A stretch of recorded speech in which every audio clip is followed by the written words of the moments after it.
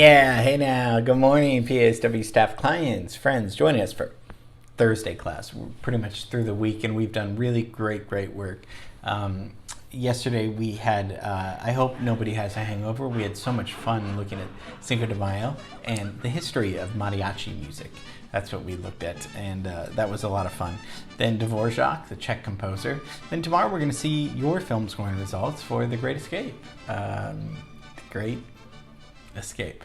That's going to be a lot of fun. Today, since I get homesick and I love the place that we love, I thought we'd do a little bit of downtown LA culture, downtown history.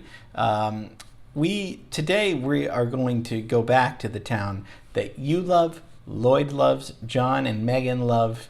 We all love LA, and we're going to today look at the main railway station in Los Angeles. And this is the largest railroad passenger terminal in the western United States. That's all I'm going to say about that. No. So today we're going to have a lot of fun talking about Union Station.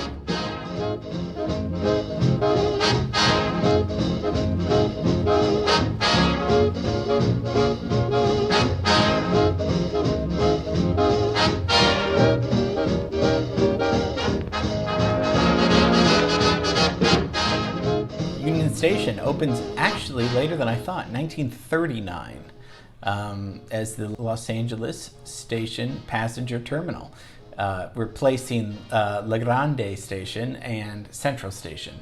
So there was a lot of talk in the 20s about what we should be doing with our railroad system. One of the last, and also considered the last of the great train stations. Because when you think about, by 39, we have cars zooming in and out. So, railway was kind of, 19th century and then early 20th century, but then once cars were in, it's like, do we really need railway? And we do. But that's probably why it was one of the last. And as we can see through the pictures, it's not hard to see that it was one of the last greatest train stations, because it really is just beautiful. Let's see. So look at our timeline. 1939 is a little bit later than what we've been looking at. This is after the observatory, but much later, 11 years after City Hall. Later in our timeline, definitely, way past the La Brea Tar Pits and MacArthur Park and all that stuff. So since we know Los Angeles was founded in 1781, so way before that, and it was really founded very close to where Union Station is today, on the southeast of today's Union Station, near the LA River, which I hear they're going to be revitalizing the LA River, which is kind of goes from Long Beach all the way to Chatsworth, just FYI. So it's on Alameda Street, Union Station, 800 North Alameda. Architects, people that we know about, father and son, the Parkinsons. Not a great name, but okay, that's the name. But they did Bullock's Wilshire, they did City Hall. So 1939. I keep saying that that's pretty late for LA, but what's going on in the world in 1939?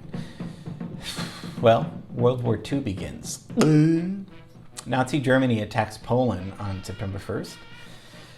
Then France, Australia, and the United Kingdom declare war on Germany. So now we're playing this evil, awful, horrible game. This war is going to be happening. I did not know that Hitler was about 8 minutes away from being assassinated. See, this is why it's good, because we're learning together. George Elser was a struggling German carpenter and a communist and hated Nazis. And I'm not condoning what he did, but he planted a bomb that was pretty close to where Hitler was speaking. And this is in 1939.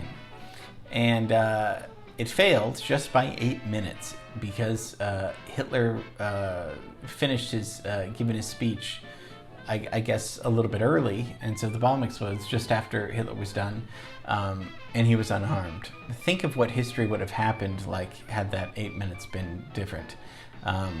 So unfortunately, the bomb did kill 8 people and injured 62. So terrible event regardless of anything. But it is interesting what 8 minutes can do.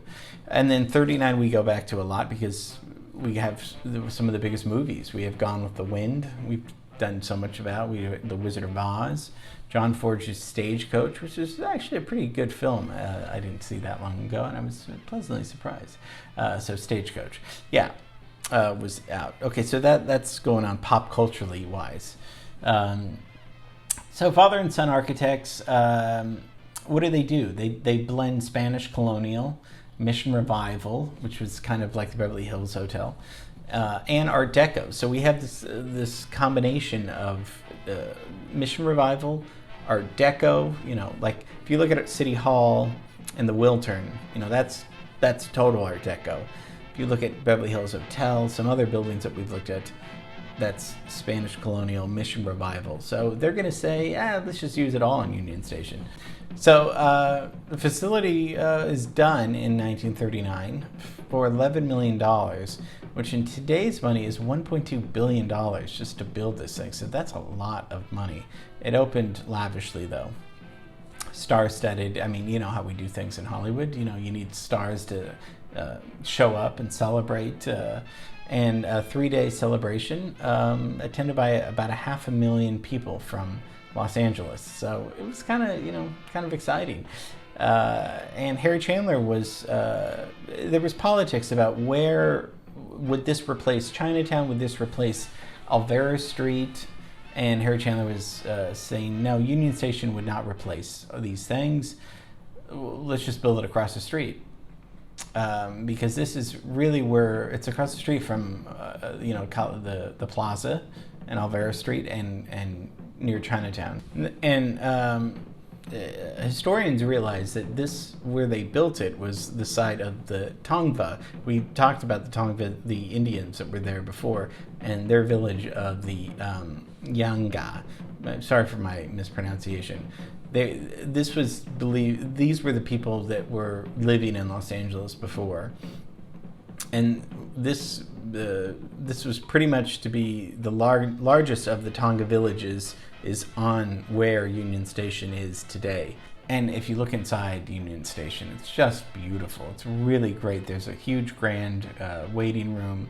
There's a restaurant and bar, Tracks, which has a beautiful Art Deco theme. And in the 8 decades since its opening, Union Station's captured the spirit of LA. I mean, it's people come out all the time to LA and pursue their dreams of waiting tables. I mean, acting, and but beautiful, spacious inside, gorgeous, 110-foot long ticket counter, and 40-foot windows with brass and Art Deco chandeliers inside, marble floors, hand-painted Mission tiles, shaded patios. I mean, even if you're not going anywhere, it's sure nice to just walk inside and just look around and be all, I mean, it's so exciting. That's what's great. Even if you're not going to take the train, you can just go. It's such a landmark, an iconic landmark, that you can go in and just explore.